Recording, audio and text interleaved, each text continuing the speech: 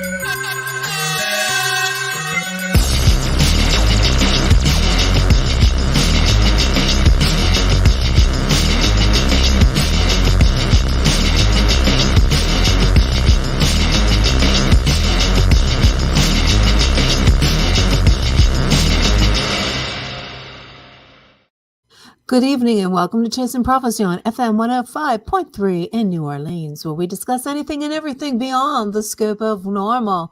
I'm Jenny Nicasio along with my co-hosts, Sean Kelly and John Ventry. Happy New Year. Same to Yeah. you. Happy New Year's. Hi, Gary. How you doing?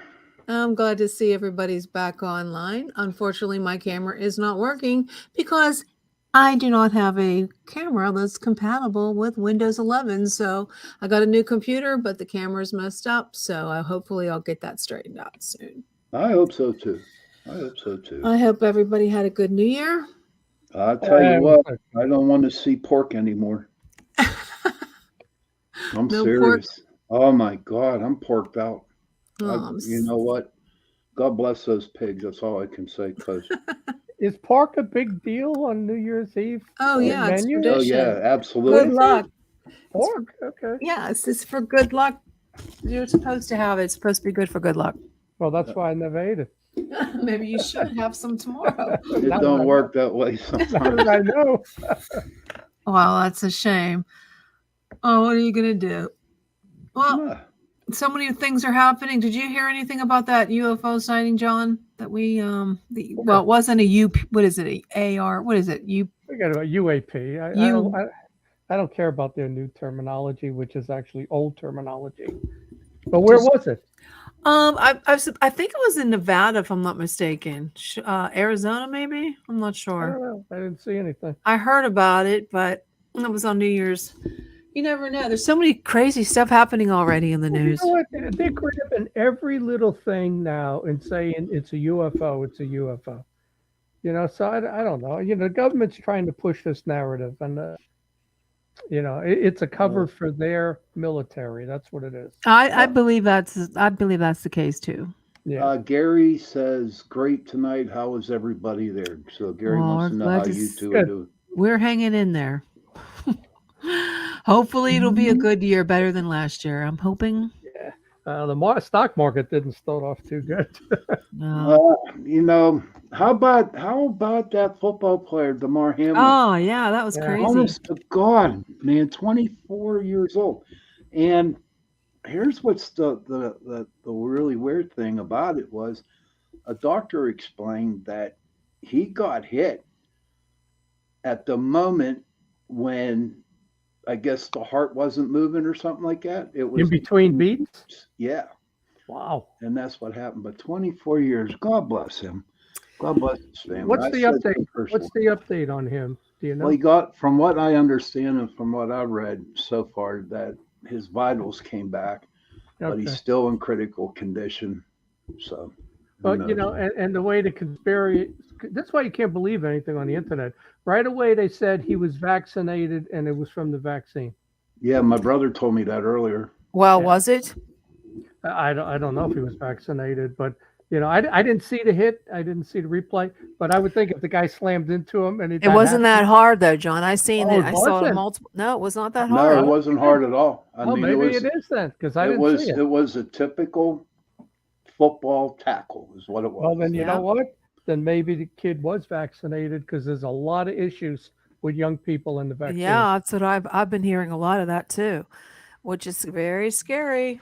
But Yeah, it all we is. got to do is we can pray for his family and Yeah. him. That's what We we just have need. to pray Yeah. for his family. Hopefully And everything even will that be quarterback, Nick Foles, he got tackled and he went into convulsions. Yeah, And Oh, wow. yeah, yeah. I don't know if he broke a rib or bruised ribs, but he's out too. Oh, that's a shame. So many weird stuff is happening already. Yeah. I mean, we're losing a lot of people. But I thought it was really odd that, I mean, when the Pope, uh, Benedict, what was his name, John Benedict? Was Yeah, it? Benedict. Yeah. John He Benedict. passed Yeah, away. But someone said, what if it would have happened when if he hadn't resigned? Well, You know, then that's the papal prophecy that yeah, he's that's the supposed to papal be the, prophecy. yeah, That's Malachi Martin. uh-huh. And a lot of people think that's the end of it all, but we'll find out if we're Well, entering in other that. people said he actually was the last real pope because this pope here is, he don't really stick to the teachings. Uh, He's very wishy-washy. exactly, that's what I feel. But there's so many things are already happening, and I don't know. I find New Year's Eve to be rather depressing. I don't do anything. I mean, me Christmas. neither. I was in bed at 9:30. Yeah, I was about saying 10 o'clock, Christmas Eve, New Year's Eve, Christmas Day. There's no family here. So it's Mhm. like I watch what's on TV, and then it's like I'm going to bed. Yeah, well, I had my family here, and it was I don't know, it's odd. Yeah, well, No, New Year's no. Eve is it's I odd. haven't lost anybody recently, so Thank God. yeah. Thank I'm God. just saying. It's tough when you lose somebody and you try to carry on the traditions. Like my mother, she did everything, and now I'm trying to be that. It's like the passing of the guard. The changing of the Yeah. guard. Like, oh, I can't do what my mom did. I'm not. I can't do it. I tried Well, my best, and I hope I did a good job. But even for me, Christmas has always been a downer because for 29 years since I got divorced, the kids were with my ex. So I got mhm, them for Thanksgiving. So I haven't celebrated Christmas maybe twice in 29 years. So, mhm. because the kids are never with me. A couple of times they were. So to me, Christmas is nothing. I just It's want to just get it another over with. day. Yeah, because Well, I A don't lot see of the people family. feel that way. It's tough. There's a lot of people suffering out there, and a lot of depression during the Yeah, I yes. agree. holidays, and I a lot of agree. people cannot wait for it to be over. And Yeah. it's a lot of work and a lot of preparation, and putting the house in order is going to be tough. I find that to be very hard. It might take me a couple weeks to Hmm. do that because it takes Well, me a long time. Well, that's the plus. I've put my tree up 3 times in the last 29 years. Oh, So jeez. I don't have to take it down. Well, we're going to talk tonight about a lot of I wouldn't call it prophecies. I would call it predictions for the new year. And we have Jeff Harman back on the show, and he's going to discuss the outlook for 2023 and various energies that are likely going to affect that. So, without further ado, let me go ahead and bring him on. Just bear with me because, like I said, I'm using a new computer and it's not very easy. And I like my Windows 10 better. But welcome to Chase and Prophecy. Mark, how are you tonight? I'm Yeah. doing good. Thanks for having me. Happy New Hey, Year. Good yeah. to see you. Hey, Happy New Year to you too. Yeah. Yeah, It's even good. though it's a Gregorian calendar New Year, but yeah, it's good. Yeah, well, I'm not really sure what that is, so you're gonna have to explain that one for me. Yeah. Yeah, Well, Well, there's so the, other the calendar cultures. was Yeah. after Pope Gregory. Yeah. So- I mean, the Jewish New Year is until like 2 weeks or 10 days from now, right? I think something like that. no, Rosh Hashanah's already long past. That Oh, was that back. already passed. Yeah, Okay. yeah, it's already long gone. Well, Yeah, the Chinese New Year, I think, is the 25th yeah, of something like January. that. Yeah, New so Year, old year. we may be s- celebrating that sooner than we think. They might Yeah. take over. oh, It's you know what? Up here, when we're not looking. well, let me ask you something before we get started, Jeff. We had a psychic on the show last week, and she was discussing saying that 2023 was going to be the worst year yet, and she predicted that we are going to get into not so much what did she say we're going to get into it with Russia. There was another Yeah. yeah, It we're going was to get it into a was with conflict Russia. or war with Russia. What do you think about that? Well, from the looks of the astrology, it looks pretty dicey. I'll tell you that. It really does.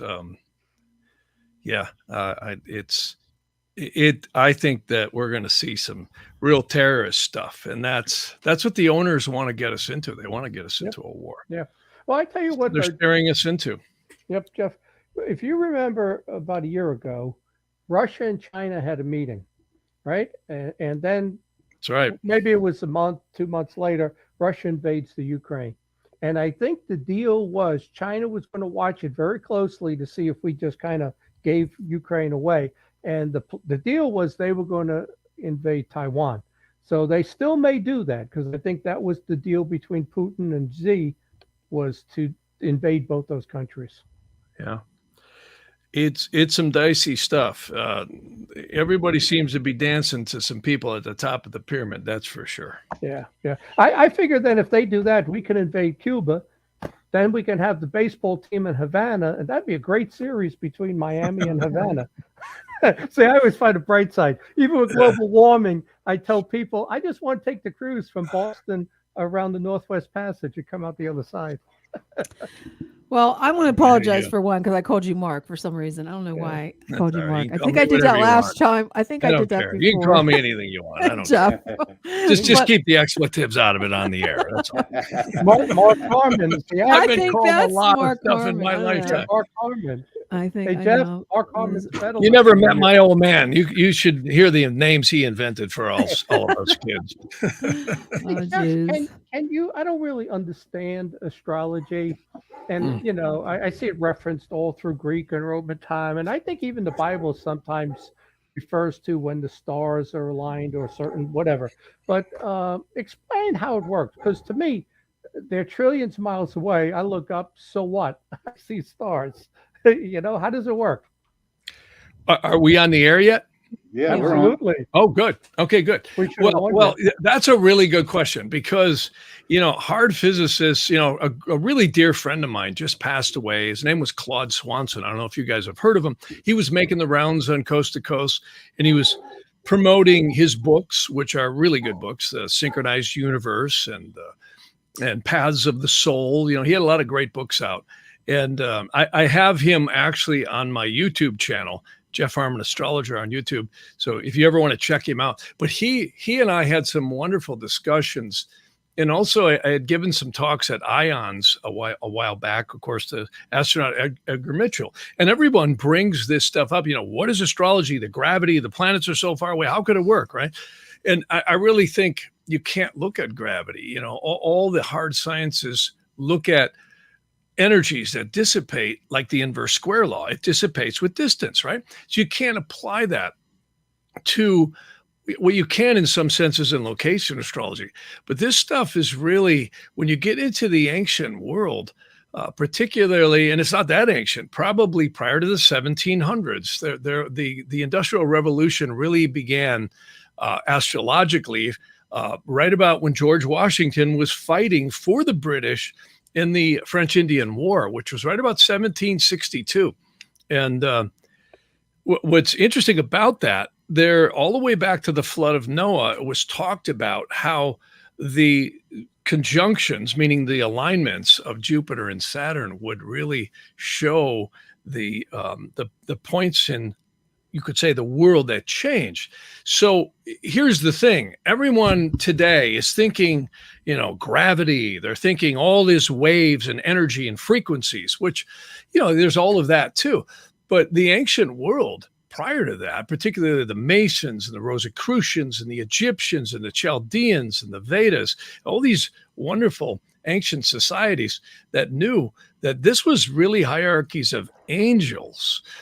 And I don't think you can put this in a scientific context quite the way we think in the modern world, because they would literally talk about how all the planets would have archangels, angels, spirits, and intelligences. They were literally a hierarchy. And, everybody runs around in the modern world calling themselves Libras and Scorpios and Aries and, the sun sign, love, light, and clueless astrology. And the ancient world never had that. They never, ever came close to that.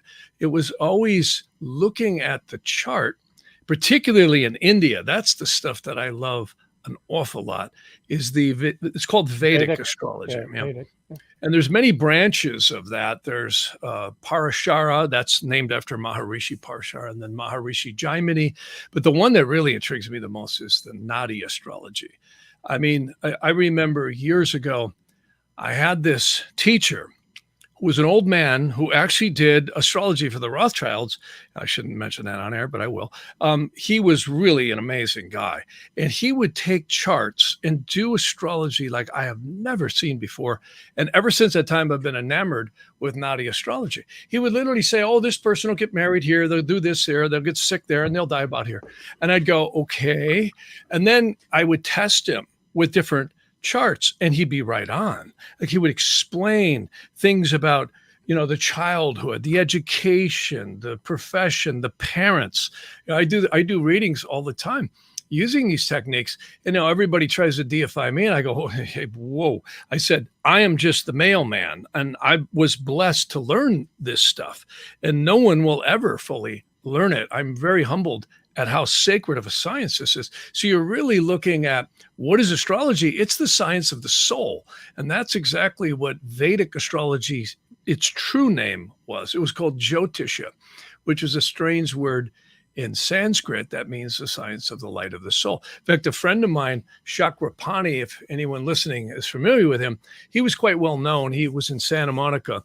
And I really liked Chakrapani. We'd go out to dinner, he and Howard Beckman and a few other astrologers. And he's the guy who probably coined that phrase in the 60s. He said, Americans are never going to know what Jyotisha means, so we'll call it Vedic astrology. And that really stuck. And that's really what it is. It's truly a matrix. I always say, forget Trinity, Neo, and Morpheus, even though it was a great movie, especially the first one.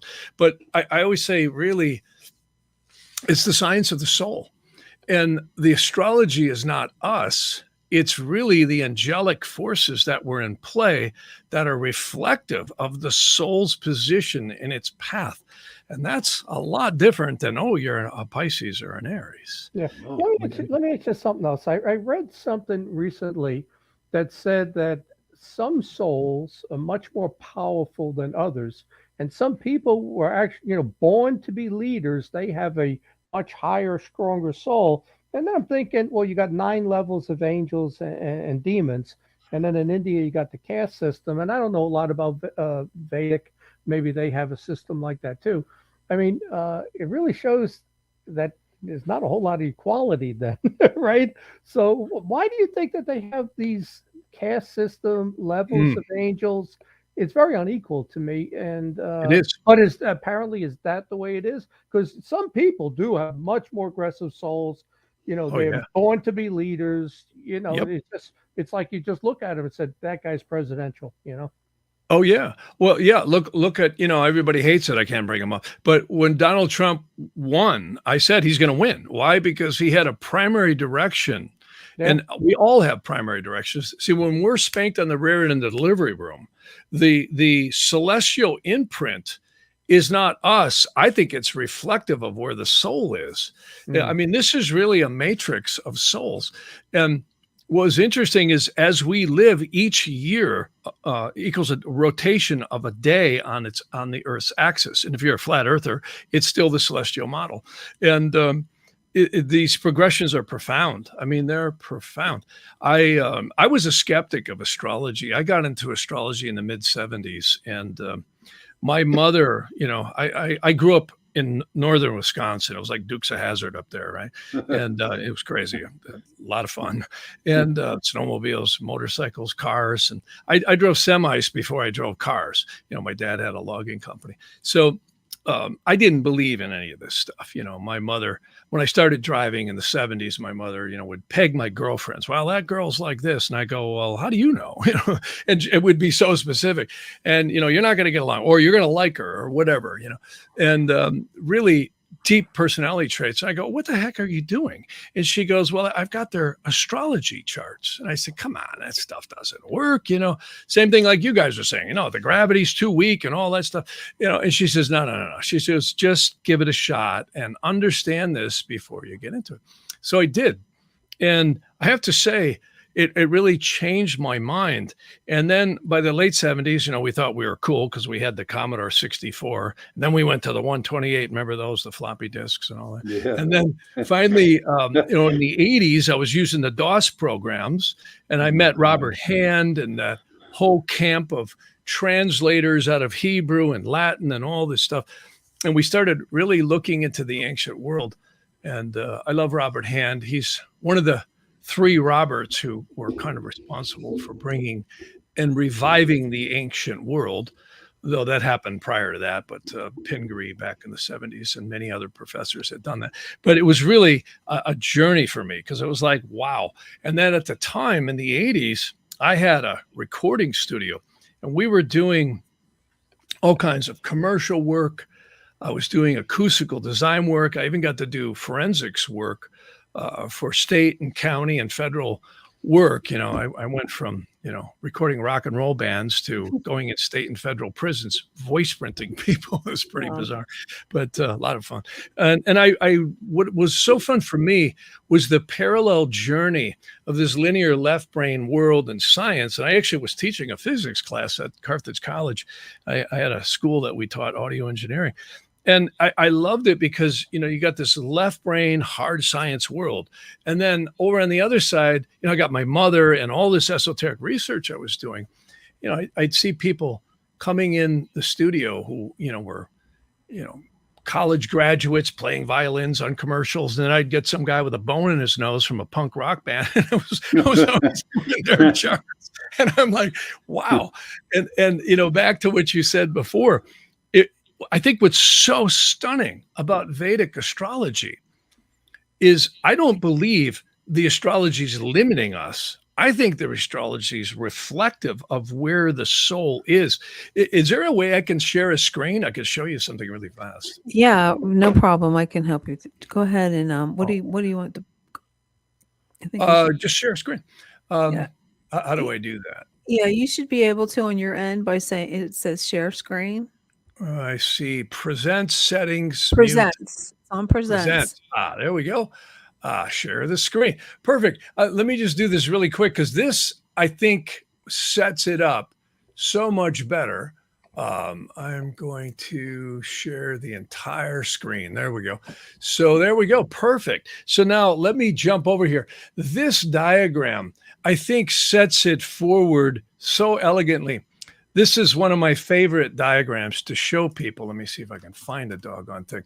This one right here, no matter what your religious beliefs are, in a lot of ways, I'm with George Carlin. The best thing to come out of the religions was the music. But not that there isn't a lot of wonderful things in religions. And, back in the 80s, I actually was hired I actually got to record Mother Teresa and film her in the early 80s. She had just won the Nobel Peace Prize. And a lot of people think she was a child trafficker.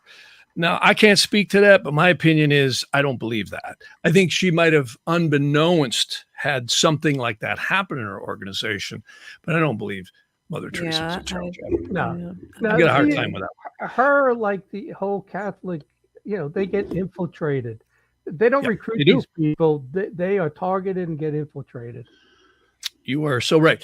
And I have to tell you, I'll speak a little bit out of school here. I was hired by a number of very high-level religious, like Jesuit and societies that my studio was hired to do filming and recording of many retreats at very high level, Jesuits out of Rome. And you mentioned Malachi Martin when I was in the room, and fun stuff because Malachi Martin was a very interesting man. And I got to meet Mother Teresa. I was filming on Lake Michigan, just north of Chicago, a little town called Kenosha, Wisconsin. And the guy who hired me said, Jeff, make sure you got all the film and the videotapes and the audio tapes are ready because we got a very important guest. He wouldn't tell me. And all of a sudden the police show up with bomb sniffing dogs and everything else. And long story short, I end up hugging Mother Teresa and filming her for like 2.5 hours. And she was a really wonderful lady. I don't care what anybody says. My opinion was she didn't like all the attention at all. I think she was quite potentially unhappy with the just stop for a minute. I think she was unhappy with the publicity she got, because I noticed a lot of the people were running around getting that photo op with Mother Teresa, and I could see the unhappiness in her face. And she hardly said a word in the 2.5 hours that we filmed this roundtable in the top of this mansion. And I know, because I was right there, running cameras and making sure all the guys were doing stuff right. And so I got to really watch her and study her. And my opinion was she wasn't too happy with the publicity, and I think she was kind of ushered in. But anyways, not to get so far off track, the bottom line is, and why I brought her up, is I noticed, it's a business. A lot of these religions are businesses. There are a lot of wonderful people in religions, but God always needs money, doesn't he? But and I noticed they never raise an extra guy. Yeah. Neil Carr has a question. He says, what are your opinions of astrotheology being the basis of the 4 Gospels, as well as the 15 other religions predating Christianity? Well, I think there's a lot of truth to it. I think some of the oldest texts that I know of are the Puranas in India. Of course, the Rig Vedas and the Ajur Vedas, Samhitas, they're really old. In fact, there are maybe 20,000 plus documents in the Madras library in India. Nobody knows how to even translate them. They can't even figure them out. And they're all they're cryptographic. And one of the oldest texts that kind of pertains to that, they don't call it astrotheology, but is the Sefer Ratziel. That's called the Book of the Archangel Ratziel, which is believed to rule the 8th sphere outside of the solar system and literally the fixed stars.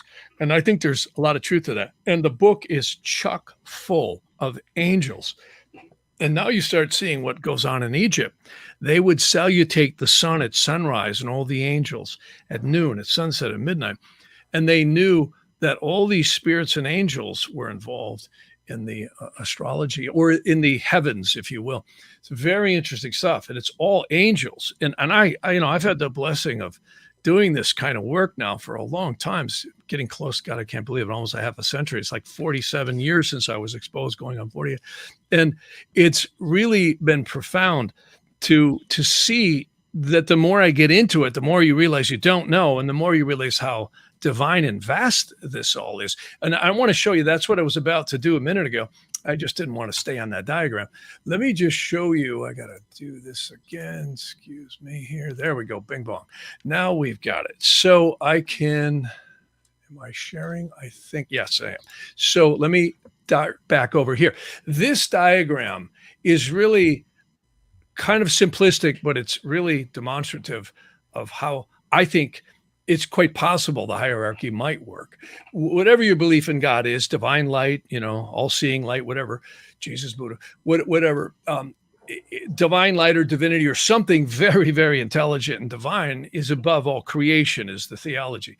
Then we see down here, these are the light coming down. And of course, a lot of people think this is the Kabbalah, but it's really, really just ancient sacred wisdom. They say our soul is created right here. And this is, there's no astrology up here.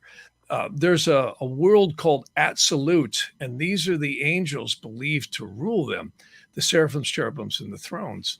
And it's interesting, if you go into other cultures, particularly like the Vedantic, the Tamil, Dravidian, and Sanskrit, you'll find they got the same general model. They just call them different. We call them angels, they call them deities.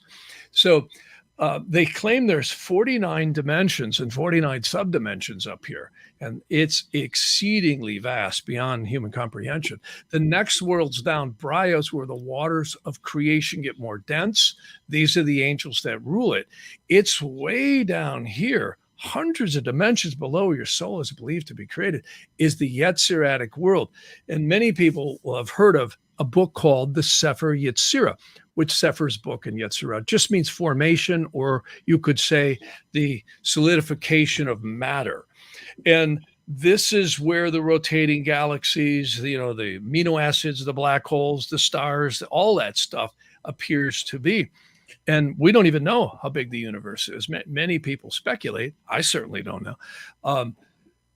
and our Milky Way, and the speck edge of it could be way down here, just metaphorically.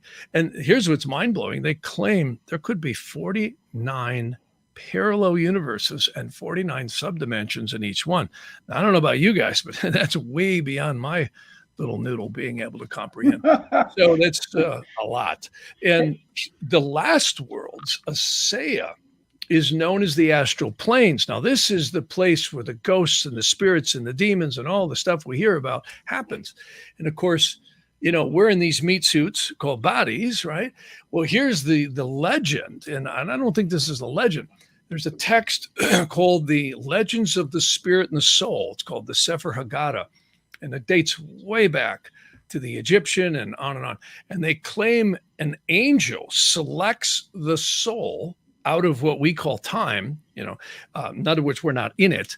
There is no time other than the mechanics of the celestial rotation of the earth and the cycles of the moon and the year. So they say that angel actually attaches the spirit, psyche, and soul by silver cord to the embryo in mom's womb at conception. But it's not fully there. It's just by silver cord. In the 9 months or whatever it ends up being, gestation, which most women know, it's, a lot. And when that water breaks, that baby's got to come out pretty doggone soon, or you're going to have trouble for both the mother and the baby. And they say that is actually timed by that angel. And when the child exits the womb, it's at first breath that the spirit is tied in, and the psyche and the soul, but the celestial imprintation, in other words, the position of the earth and all the celestial alignments are commensurate with that soul's, you could say, reflective energy. So all these astrologers running around saying, oh, you're a Pisces in air. It's exactly the back. I think it's exactly opposite. I think we are a reflection of the celestial heavens at the time that we were put in these bodies. And then we're knocked out. And this is all really well described in a Hebrew text, Aramaic and Hebrew text, called the Sharei Hagilgam, which means the gates of reincarnation. And our fine bearded men in Rome have told us there's no reincarnation. You're all sinners and you're all going to hell, right? But you got to pay us first, so we'll get you a good seat. But in all seriousness, it's kind of how it is. And Yeah. it's like, I love the Blues Brothers. Remember, no problem. We'll get you $5,000. Whack, and then they beat the crap out of them. The Blues Brothers was the best one.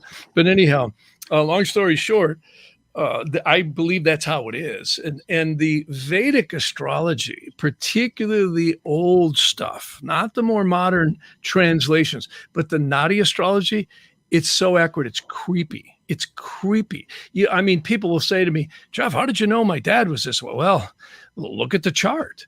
Don't deify me. If you learn this, you also would see that they're called planetary combinations, called yogas.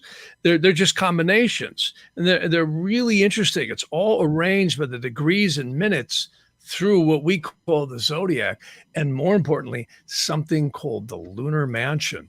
And hey, hold on. Before you take off, put that slide back up, because I got a question. The one you just had up there for 5 minutes. Yeah. I got a question. Why are principalities missing? They should have been between powers and archangels. You're missing a level there of principalities. Well, they actually call these different things. I've heard the seraphims and the cherubims and the thrones also be referred to as the orphanum. So they're in there. It's just, I don't want to get the diagram too complex. Well, there should be nine levels of angels. That's I just noticed. There should be another principalities between powers. Yeah, there's a lot to angels, and there's a lot of different versions. So you certainly, these are the older major classifications, and there's orphanum in there. There's the holy, you could say, hyoth and animals. There's a lot that I haven't put in here, and I'm not claiming this is definitive, but you're clearly it's exceedingly complex, and this diagram is so simplistic to the way it probably really is. This is a way to wrap our lower conscious minds around an exceedingly complex matrix of creation. Hey, Jeff, again, leave yeah, that up. Neil Carr has not a question, but he wants to ask this to you. I think it's incredible that something divine has revealed this archetypal, whatever, story of the sun and the 12 zodiac signs. It makes him wonder if other star systems also have very similar zodiacs. Mm-hmm. That is a good question. I can only speak to this. There are secret societies, and I have some of these texts where there are other reference points where there's 13 signs. You've got the 28 lunar mansions that the Egyptians and the Chaldees had, and the ancient worlds, even in India. One of the oldest, and I agree. I think if we only know what we know, and I believe that there are probably many, many worlds. In fact, I know they are in my own heart. I've had, you could say, experience with that in an astral sense, that there are other places like that. Hey, Jeff, you know what I find interesting too is when you talk about the fallen angels, right?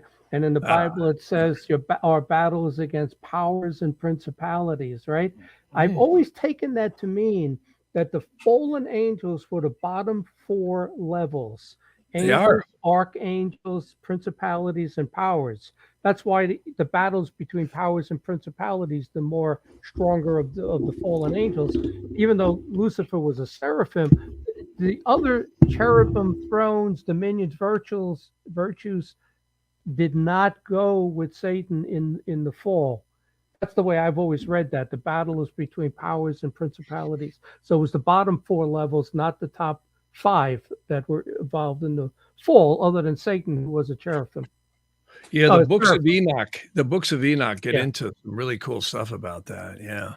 Just one more comment before you move on. When you talked about the soul and the silver cord and the soul entering at the point of birth, I can tell you that that's correct because the day that my daughter gave birth to my first grandson, I was waking up. And right before I woke up, I saw the silhouette of a woman, and she says to me, she's in a field of butterflies right now.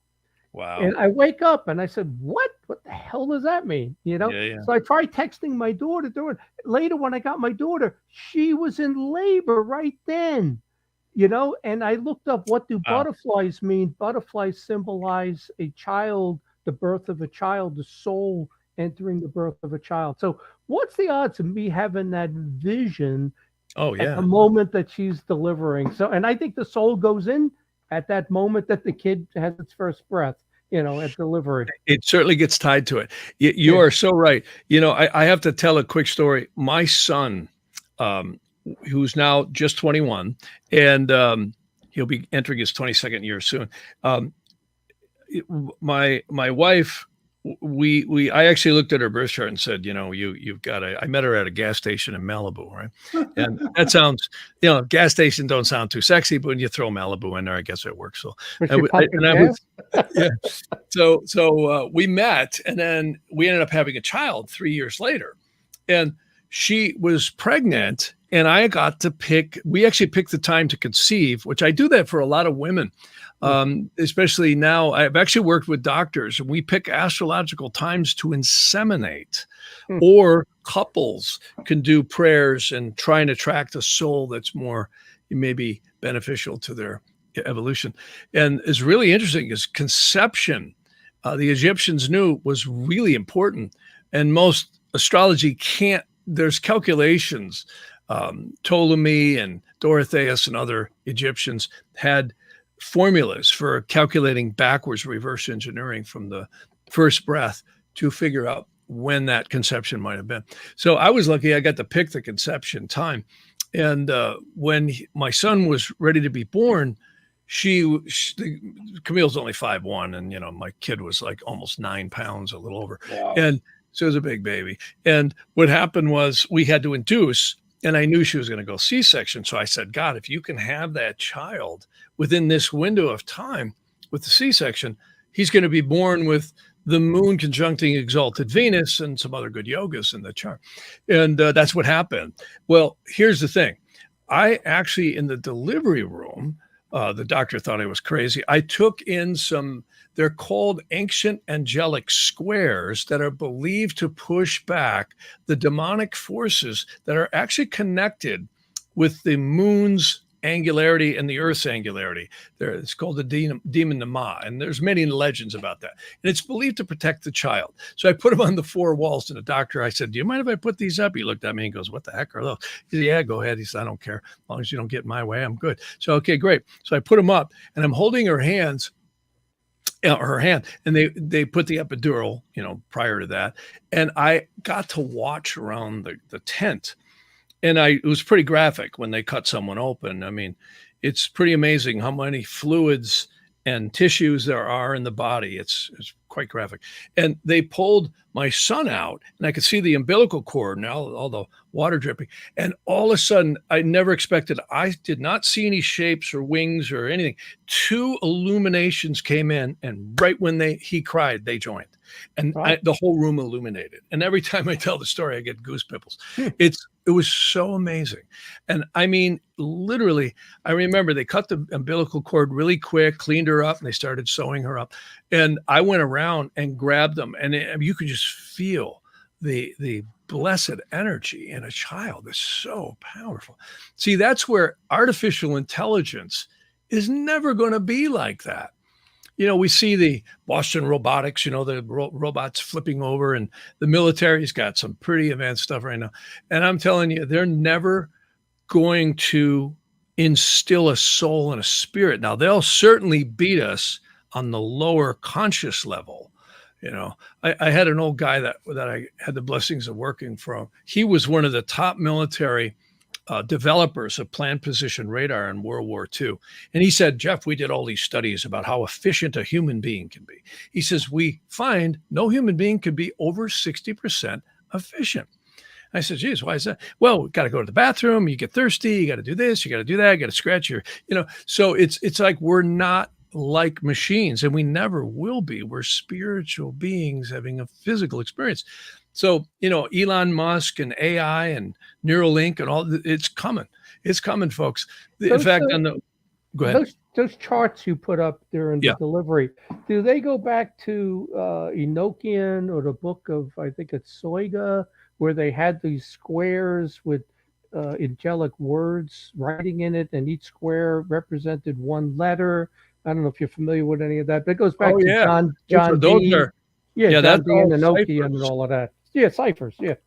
Yeah, they're well, that's how it goes right back to antiquity. See, that's, when you look at what our fine bearded men in Rome, the men who were murdering each other for the first 300 years to decide what Christians might get to believe, they threw all that stuff in the garbage can. And I think one of the biggest problems with the Vulgate translations was you lost all the ciphers, gematria, numerology, and notricon that is encrypted in the Psalms. Talk about stuff that Rome won't even let in. They smacked the Psalms in the middle of the Bible between the New and the Old Testament. And the shame is there's a book called the Shemush Tehillim, which is the Psalms. Shemush means like method of or something of the Psalms. Do you know that some of the Psalms may be 4,000 years old and no one knows? I certainly don't know. And there's angels encrypted in there. And this all gets into ancient magic because the angels that surround the firmament, the 72, are the goetic angels in Exodus. So you're all sinners and you're all going to hell isn't giving much, and there's nothing wrong with, the Christian messages and the messages of Moses, because they're all really based in a lot of truth. But the problem is, they don't tell us how to do anything, do they? Not a single thing other than, put your money in the basket when we pass. And I'm not here to bash religions because there's a lot of really good people in them, but there's also some very questionable political things that have been entered in, like Malachi Martin rightly said. He actually said they were trying to kill him. And I think he was right. Let me just go back for a second. Do you think, where does magic come from? Because I remember reading Ham, was he a son of Noah?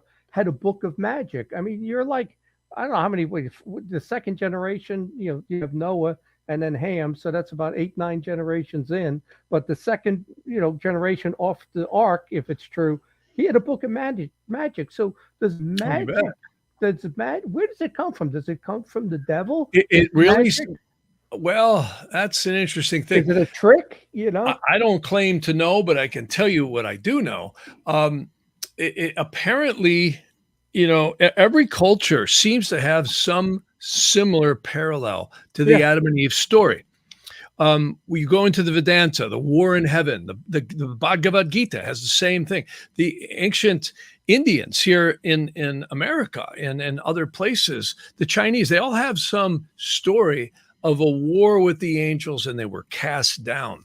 And what's interesting is when that happened, it really does appear that these guys, Lucifer, Satan, Belial, and Leviathan, were cast down. Now, what's been watered down, and there are some really smart rabbis that I've worked with who know a lot about gematria, and there's something called the Torah. Well, we know it in the West as the Old Testament. And there's a whole bunch more going on with that than meets the eye. There's gematria, which is, again, numerology. And there's ciphers where you literally drop the Aramaic and Hebrew through different codes, and you will end up with all these exceedingly complex matrices of angels that are interacting, and they're almost like gatekeepers. Well, where I think it came from was it appears, and this is my theory, I think the angels that were cast down, Lucifer, Satan, Belial, and Leviathan, are literally incarcerated here, not just in the earth, but in maybe this dimension of the universe at the very molecular level. Think about that. Every atom, so far as we know, is positive, negative, proton, neutron, right? Yeah. I should say proton, electron. Everything, day and night, everything is juxtaposing forces. Good and evil, everything. Cain and Abel. So it's like they were imprisoned here. Not to be graphic, but go take a look at your garbage sometime. You'll see larvae, which turn into, of course, flies. And I hear Belial and many of these. See, there's these 4, and then there's 8 beneath them, and there's legions upon legions upon legions upon legions beneath them, and they appear to hate the human race. This is why we hear about the New One World Order. And I mean, look at George Soth. He looks like the Sith. I mean, in Star Wars, you can see the evil in some of these people. Or Dracula in that one from 1992, the Bram Stoker's Dracula. It looks just like him. They really look like that. I've actually seen people shapeshift. I've actually seen hands turn into claws. I've seen people like shoot up to like 8 feet tall in their auras. And you go, whoa, is that my imagination? Wow. But I know it's not, because I've seen them react that I saw they did that. That's crazy, dude. It is crazy. And we hear all these stories, with Tartaria and the giants and all the stuff and the stuff that's going on underground and the secret bases. Is it true? It just might be, maybe more than we know. And what's interesting is, usually we get a guy with a suit tie and a microphone telling us about the devil, right? But it's just a little bit deeper than that. We hear either Satan or Lucifer, right? We never hear about Belial, who's really the one who tries to force magic onto everyone. A lot of these secret societies, they all get infiltrated. They get literally infiltrated through the auras, and this is what's happened to the religion. And almost all of us are literally intertwined on some level with, they call them klippa, where we're born into these physical worlds. They actually say the earth is a place of purification and rectification of the soul. That actually may be really true. The text, if anybody wants to go down the rabbit hole on that one, this is a really cool text. It's called the Sharar Hagilgam, which Sharar just means gate and Hagilgam means cycling. And boy, I'll tell you what, when you get done reading this one, you really, bend your noodle around. There's another one called the Nefesh Hasitzim. Now that's a strange word. Nefesh actually means the lower conscious mind. And one of my favorite diagrams to show on this, which really relates to astrology. See, this big, thick dashed line is the demarcation between what modern psychology might say is the conscious mind below this line or the division, and up above is the so-called subconscious mind. But a much better metaphor might be this is the present personality. And here's what's really mysterious. And I don't know anyone who can answer this fully. This big, thick dashed line is also synonymous with this little mark that the angel is believed to make. We all have it between the nose and the upper lip. That's the kiss of the angel to make us forget where we came from. So that legends actually, and I say that happens at first breath, that mark is made to divide the so-called conscious subconscious mind. But I think it's a lot deeper than that. I think it blocks us. We can go to psychics and intuitives and astrologers, and we'll get a lot of information for sure, but you'll never get it all. You can't see the vividness of 3 or 4 or 5 lifetimes back and where you came from. Moreover, it's really hard to see the Gordian knot that we all seem to have tied with our soul roots to all the people we interact with. This might not just be mom and dad and grandpa and grandma. This could be people we marry, people we fight with, people we give birth to, people we interact with, people who sue us or not sue us. I mean, it's complex. And I'm not going to sit here and tell you, but I can tell you the astrology is so accurate. It's creepy when these energies release. See, here's something even more cool. Let me add something else to that before you go. I also believe in soul ties, that I believe every person that you've had sex with is then tied with you forever, like their soul in the next generation, almost like a relative. I think everyone that you've coupled with, let's say, I think there's a soul tie with those people. Could be right. I don't know about that one. That's yeah. I mean, there's a lot of mysteries to the soul. The only thing I could tell you astrology is really good at is you can certainly see when the gates are opening for elements of marriage, divorce, diseases, prosperity. All this stuff is really amazing how it shows up. There's windows or gates in the astrology by the transits and the progressions and the what they call Vedic doshas. Those are time periods. So it's really stunning. Even location astrology, like you can take your birth chart and you extrapolate across the globe where it is you live and see, like, watch, I'll just show you this. Everyone will have different energies. And this is very linear. So people like this. And you can see up here at the upper left, that's latitude. And the next set of digits is longitude. So those really become your friends. So every person is going to have by virtue of their birth chart, energies that are imprinted across the world. I don't care where you move. You go to Europe, you go to Southeast Asia, you go to South America, you're going to have something somewhere. And wow, is it accurate? So you not only have the major planets, and everyone always says to me, Jeff, show me the best place to go live. And I go, well, there's a few more flavors on the menu than worst and best and good and bad, because there is. And all these horizontal lines are your own personal ley lines. So it's really quite mysterious, how powerful this stuff is. And again, it's not gravity. It's not anything like that. Even gemstones. I make a lot of talismanic gemstones for people. I get untreated natural gems, and I don't try and sell anybody gems, but I do a lot for people. I make talismans like the kings and they knew it caused auric field protection. And the gems, the crystals, have resonances like tuning forks to the various planetary energies. And it's, I think, a lot deeper than just frequencies. They're just like tuning forks. That's why natural untreated gems set at a really good time. I literally set them to your birth chart as a talisman so that the planet ruling the gem is well aspected in the sky, and then you set it when it fits your birth chart. You're never going to get a jeweler to do that. But I'm sorry, Jeff, but can you do mine? I know you did mine when the last time you were on, but can you do it again? Oh, yeah. Well, if I did you last time you were on, Give me your correct spelling of your name and all that, and I probably got you in here. Where would that? How would I Shawn, say that? SHAWN. What do you want to look at? What do you want to look at? The location? The location and if anything changed since. Oh, well, we could be here for a while. new Okay, year. hang on. Yeah, I mean that stuff takes me a little time, but we can get there pretty quick. Okay, so Shawn S. Shawn K. S-H? AWN. S-H-A-W-N. So, all right, we're getting close here. S-H. I see Sean Hannity. No. A-W. Okay, what's your last name? Kelly. Kelly. Kelly. You might be in an older archive here. Let me see.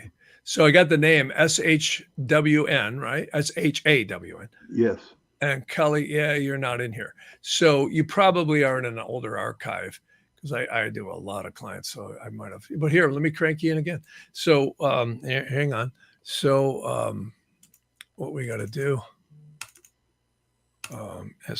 S-H-A-W-N and Kelly. Yes, sir. What's the month of year? The month? Oh, when Yeah. I was born? Yeah. June 4th, 1962. 6/4. Sorry. 1953. No, 62. Oh, He 62. looks like 19. That's not nice. I know, but it's me. What do you want? Yeah. Okay. Okay, 6/4/62. At what time? I do believe 1 a.m. Oh, that's general. You got to get right on. Oh, Lord, I don't know, dude. Yeah, well, that'll be on the birth certificate. Where were you born? Pittsburgh, Pennsylvania. Pittsburgh. All right. The land of Fetterman. All right. No, Oh, Pittsburgh. Oh, I know. Pittsburgh, PA. Well, let me see if I can read this here. Hang on a minute. I'm going to see if I can't get a hit on this. Let me just see here. Yeah,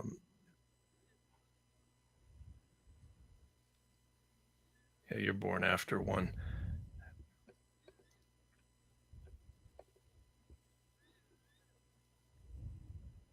How do you know that, Jeff? Hello. Yeah, just a minute. Hang on. No, can you hear me? I'm sorry. Yeah, I can hear you. Hang on. I'm trying to get his birth time. Just give me a second here. Sean, you have your birth certificate anywhere nearby? You can actually look at it. I don't think it has the time. Mine does. So mine's upstairs. I know Yours it. actually said the time. Yeah. Are you talking about the Oh, yeah, a lot original of one people from do. the hospital? Most Yeah, people have yeah. their birth time. Yeah, it's on there. It's hard to read with all of you on there, but I can tell. Let's see. You seem to be around 122, 20 something, 23. I don't know. 122, 23, possibly. It's probably going to be on your birth certificate. And, Okay. I don't even find birth certificates are that accurate either. And the reason being, usually when someone's born, you're born in the early 60s. That's before the movements of digital. That was all mechanical movements back then. And I got you about there. I could be off because, I'm not really concentrated. Let me just see if this is right. So where are you living now? Pittsburgh, Pennsylvania. Oh, you're still in Pittsburgh. All right. Yeah. All right. We're checking your geography. So yeah, you're right next to a sun line. Now, if Yeah. this birth time is correct, you're not in a bad spot. See, notice if I place my cursor right on the sun line, which is to the west, it's actually in Ohio, just west of you. You look at the upper left-hand corner of the screen, you can see it's 81 West 03. So if this birth time is right, because if your birth time's off, this will shift. Every about 30 seconds, the planets move 7 miles. So, you get a little latitude. But if you were right there, if this birth time's right, that's like going to a concert and standing in front of the band with your pant legs vibrating on that sun IC line. It's really, really good. Wow. Yeah. Okay. 100 miles to the east is the front row of the concert hall. 2 is the back, and 300's off the radar screen. So they have a fairly good influence to the east. But if you're west, it's much different. Again, right on it in front of the band with your pant legs vibrating. 300 miles to the west is the front row of the concert hall. 6 is the back, and 900 is out in the parking lot. So they actually do work very similar to light and sound. If you've ever heard of the inverse square law, that's exactly how they work.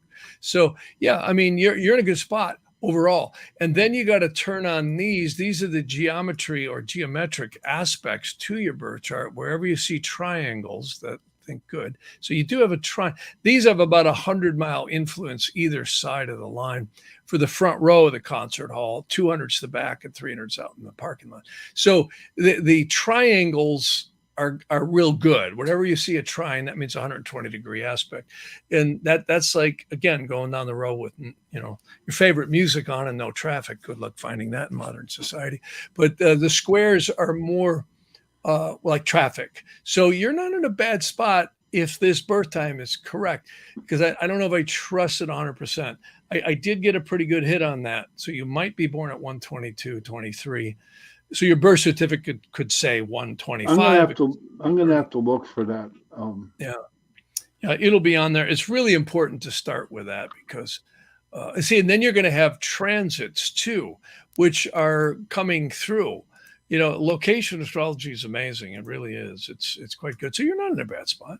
You're not in a bad spot at all. Show us on the map a bad spot. So what actually shows you a bad spot? Well, it's not a bad spot. You got to be careful. You see what's interpreted as bad are malefic planets. Like Saturn always brings restriction. Like he's got a Saturn ascending line running through Texas up through Oklahoma. So Saturn lines tend to have, and notice each planet has AS, MC, DS, or IC. That stands for sunrise, where the ascendant is, where sun rises. So that planet will take on a personal. So people that live on Saturn ascending lines tend to find it's all work and no play and a lot of responsibilities. It's a little bit like dragging a box of rocks up the hills without wheels.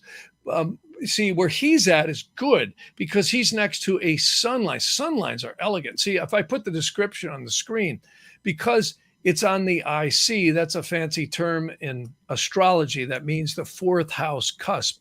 So he's close to it. See, if we were to, that's a good line. Home and family and real estate thrive on that. So again, I don't have you plugged into all the charts. See, I spend 30, 40 minutes getting ready for a reading.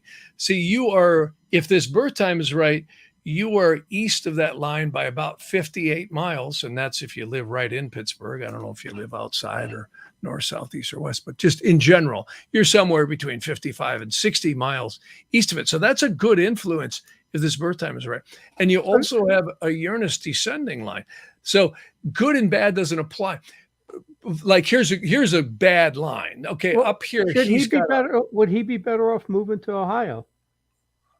Like to get closer to that line? He could depends where. See, he's got a Mars-Saturn latitude crossing in the northern portion of both Ohio and Pennsylvania. South Ohio, South Ohio, let's say.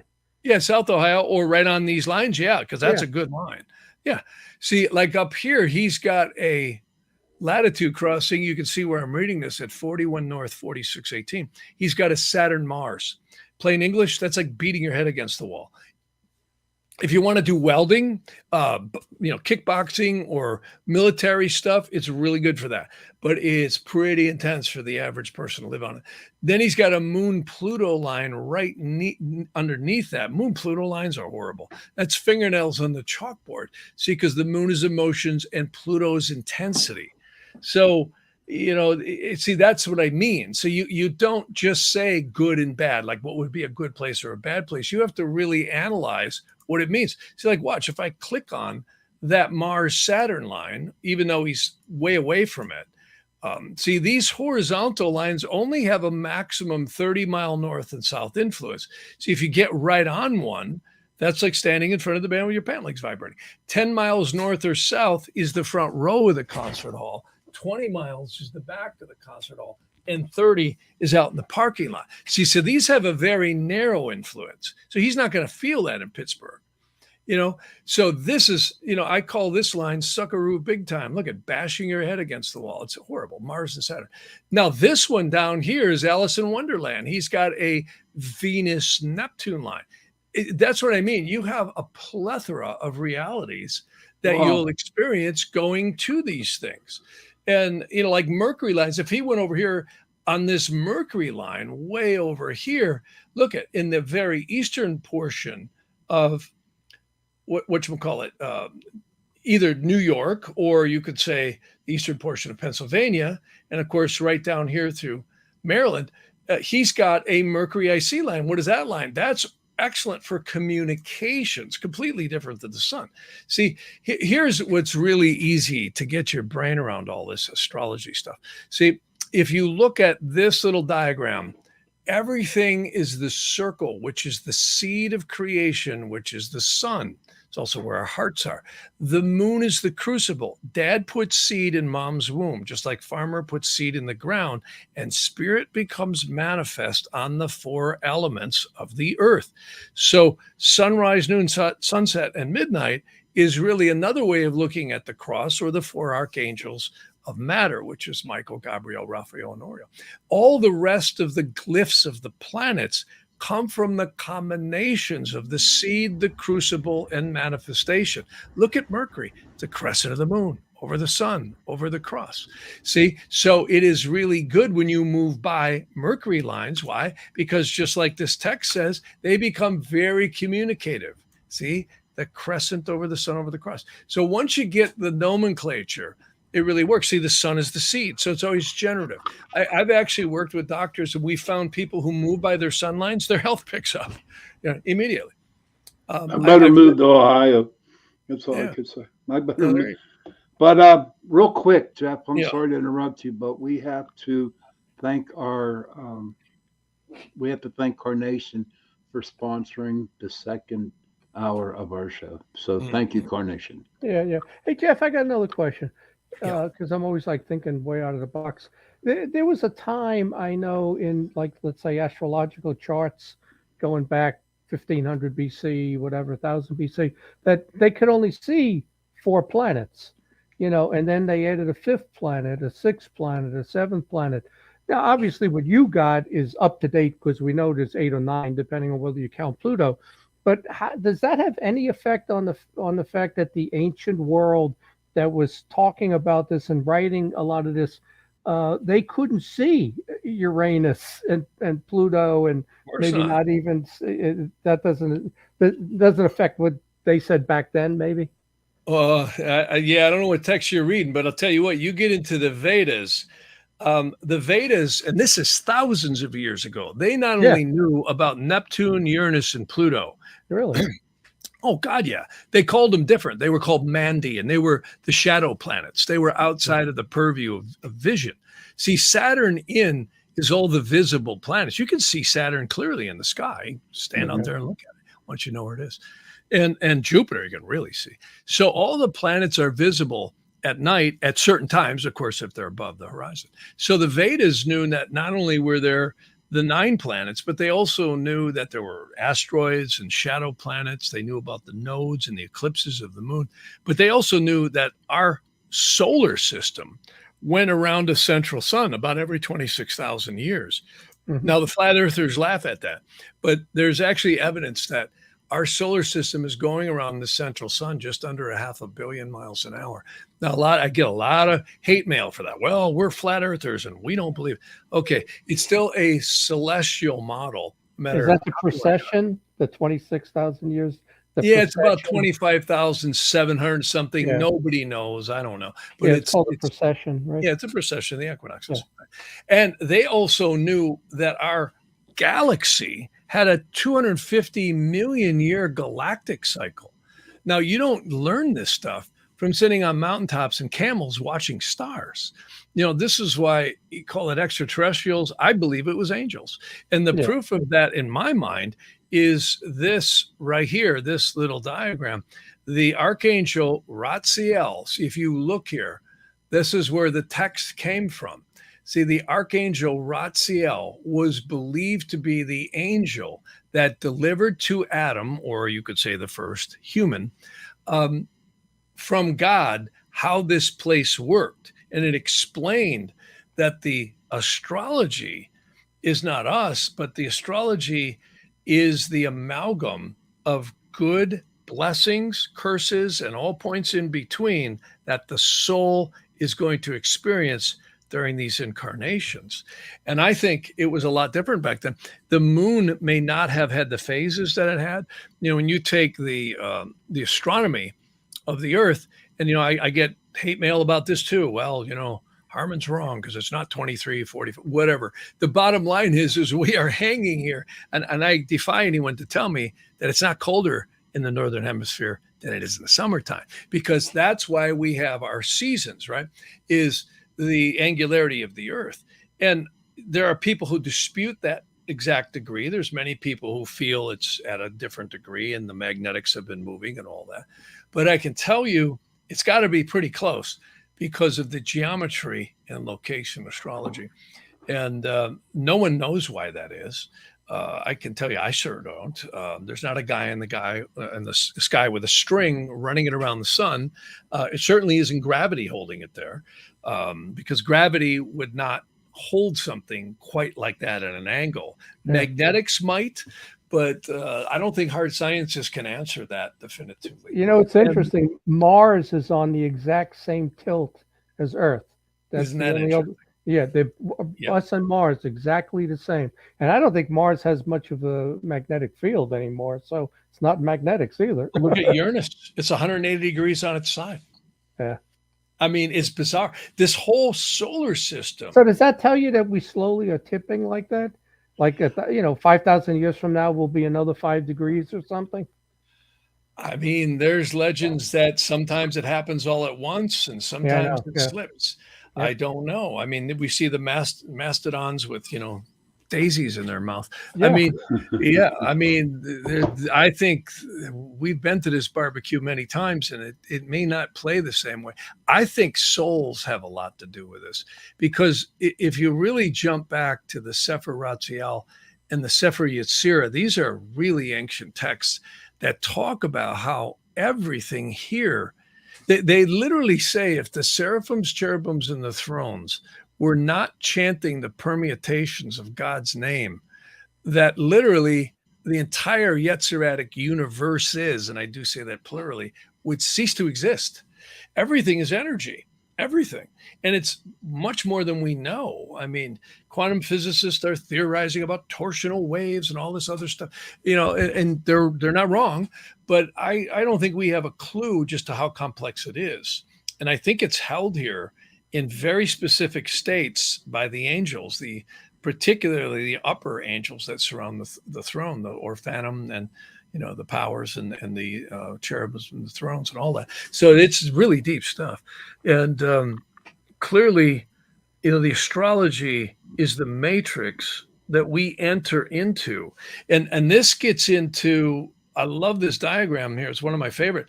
See, the lower conscious mind is known to be the nefesh. I showed you that book before, the nefesh hasitzim.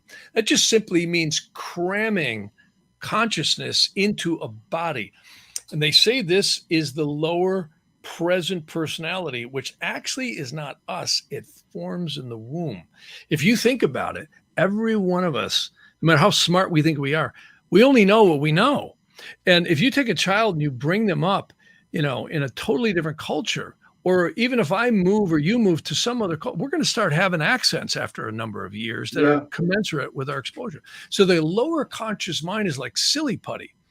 And Dr. Emoto, who is I got to meet him, is a pretty cool guy. He passed away, but he didn't call him this, but he referred to the messages in water. Of course, he froze water. And he said, positive thoughts on all his books came out looking like sacred geometry. Fear, worry, anger, violence, discord came out looking like gobbledygook. Well, it's believed that we emit those thought form elementals out of the third eye chakra. This is why old Hollywood was right. What you are speaks so loudly, I can't hear a word you're saying. And that's really true, because we really, our physiognomy and our whole essence is far greater than the physical. And I really believe that this is the magic that follows us from lifetime to lifetime to lifetime. That's that etheric energy, which is kind of the spiritual DNA of the soul. And look at the glyphs of the planets. All planets glyphs come from the seed, the crucible, and creation. Look at Venus, the sun over the cross, rules love and passions. Jupiter's the crescent of the moon over the cross, largest planet in the solar system. It's like a divine parabolical dish scooping up the energy and concretizing it into your life. They actually call it the blessings upon the soul. Mars, the planet of war, is the cross over the sun. Now they changed it to an arrow. And then look at Saturn. Saturn operates just up above the so-called psychiatric model of the subconscious mind. Previously concretized energies, the cross over the crescent of the moon. This is why it's really mysterious. You and I and everyone listening will die when K2, which is the moon's ecliptic south node, matches up with K2, and the north node matches up with the life force of Jupiter and Mars. We're out of here. And I've seen it. I don't care if you're 3 years old, 3 minutes, or 95. You will take the pipe when those very specific energies come into play. And it's very mysterious that I think the angularity of the earth has a lot to do with longevity. We hear about the saints and the prophets living hundreds of years. That's probably true, in my opinion. And it could be again. It seems the waves of souls coming through here have a direct effect on maybe when that axis tip will come. Hey, Jeff, thank you for all that. But I think, could you give us a little preview what could be happening in 2023 for us? Yeah. That's all fun stuff. Yeah, I'll tell you, 2023 is going to be a shitstorm, for lack of a better expression. The reason why the United States, I'll show you, this is Vedic astrology. This is the United States chart. And there was a man named Ebenezer Sibley, who was a Mason, who purportedly recorded the time that all the boys were dipping their quill pens into the ink wells and signing the Declaration of Independence. And they, I'm not claiming it's right, but I do go by it, and I find it's very accurate. It's 5:10 p.m. Well, the United States is really going through some nasty stuff. And I don't think we need astrology to tell us that. On the 17th of January, and I would tell everybody listening, go to my YouTube channel. It's Jeff Harman Astrologer. I've got some really good videos that you can watch on this, and you can sign up and we'll notify you when new stuff comes out. But I got a really good video we just put up today and of the last few days on this stuff, where I get into what's going on. The United States has the Saturn's transit over the moon. That always brings economic hardship, and so on and so forth. And the other thing, and this is the biggest one, right before the Civil War, the United States had something called Neptune squaring Mars. And the Civil War broke out in 1861 right after that. Well, guess what, folks? We're there again. And you can see right here, about March 6th, is the final, that little square right there. You can see that date. That intersects with the United States. This is called a graphic ephemeris, so you can actually see when planets are direct and retrograde. So this interconnects with the United States, Mars. I don't care what time they signed the Declaration of Independence. This is going to happen in and around there. That is an aspect of subterfuge. And I think it's safe to say nobody believes in the elections anymore.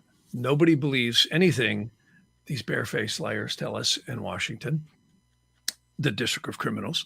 And it used to be District of Columbia, but they changed it, or at least I changed the name, because this is an aspect of subterfuge. And the Civil War actually broke out in 1861, just after this completed. I'm not saying we're going to get a civil war, but I think we're already in one, but it's much different than the past. And the other one we've got in 2024 is right here, the Pluto return. This is the sidereal Pluto return. We actually had the tropical right when Biden got in office. And what does this mean? Well, the Roman Empire broke up on the first Pluto return, just like the United States is having. See, Pluto returns to its position about every 240 to 250 years, and empires seem to rise and fall during that point. So we are in the most dramatic time the United States has ever seen. And I don't think we need astrology to tell us the borders being infiltrated by terrorists, cells and groups being put in here, the cancer that's rotting from within has been strategically financed and placed here. People who will do what they're told to do, or they'll lose their families. And if they do what they're told to do, they have a nice Swiss bank account with the IRS looking the other way. So we've got all kinds of stuff that the astrology is showing is lining up more intensely than ever before. And I'll show you a graphic on the United States here. I'm going to put up what we call a bi-wheel. Now, this is more traditional astrology. This is the United States birth chart on the inner wheel. The outer wheel right now is the transits. You can actually see the Pluto returning to Pluto here. See that? See it right there. You can actually see the degrees and minutes. Very, very close. And what's more importantly, if we switch over to an ancient system called primary or solar arc directions, this outer wheel is going to change to that. Here's the one that I'm a little worried about. Mars, by the way, it took 246 years, because that's how old the United States is. If you look, every single planet in this birth chart to the outer wheel has moved 246 degrees. Why? Because it's 246 years. Each degree equals a year. The moon, you can see OA54, that's the symbol for a conjunction. That means in 54 minutes of arc, the degrees and minutes of that Mars will join the United States moon.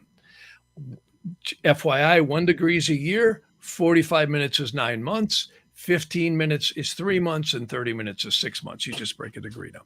So if we go back to that tool we are using and show the progressions, the United States has some exceedingly dangerous stuff coming in when right there, folks. It's going to be right at the latter part. Actually, I have a precession on. It's going to be a little bit earlier than that. It's going to be right about there. It's going to be right at the end of November of 2023. But I think it's going to start happening right in here. All through the summer in. And I think they want it to happen. The owners, George Carlin was right, forget the politicians, you have owners. The owners, I think, are seeing the United States as the blockage to globalism, right, and the climate change ruse and all the crap they're feeding us about the farting cows and your diesel and everything else. The weather's actually getting colder. We're at grand solar minimum. Yep. And these bozos are telling us they want to put in these ESGs, or environmental sustainability taxes, right? So what they want to do is break the middle class. You know, Biden isn't doing this, though he's signing what they tell him to do. I don't think Biden and Harris could tie their shoes together and get it right.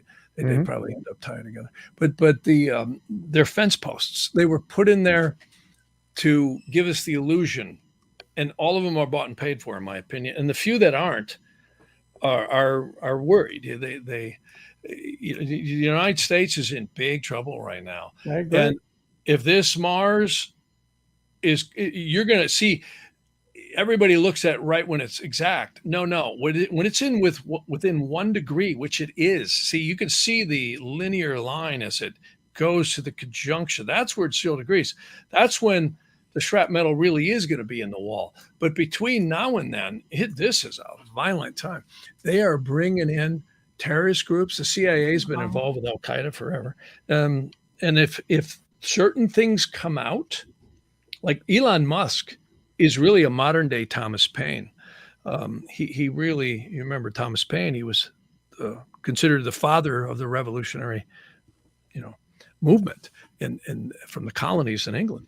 And I have a good video on my YouTube about that. And he wrote the book Common Sense, which many of you may remember from school. And he basically was the reason the colonists rallied behind George Washington. Well, in some ways, there's a lot of parallel with what Musk is doing. But Mhm. Musk owns one of the largest tunnel boring companies in the world. And, of course, SpaceX and everything else. But I think he's backed by a faction of nationalists, even though he is who he is, and he may not, be, everyone, has questioned him in one way or another, but he's certainly proving that he's exposing stuff. And just like that little weasel Fauci right now, that he's really getting exposed on the gain of function, and that this whole thing with COVID was probably a setup. Yep. And I'll be called a conspiracy theorist. But people were asking me for years, Jeff, what do you think of the Mayan calendar and Nibiru? I said, not a thing. I said, I can't come up with nothing on the Mayan calendar. All I the said, Mayan calendar did was identify that 26,000 year cycle. That's all it did. December I 21st, don't know that 2012. he did that. Yeah, well, I'm just saying, from what Yeah. I've read, it started the new cycle. That's all it did. Well, But and get- nobody can Yeah. nail down these dates 100%. Yeah, I know. But Yeah. getting back to Musk, in my Yeah. mind, Musk is the Time Man of the Year.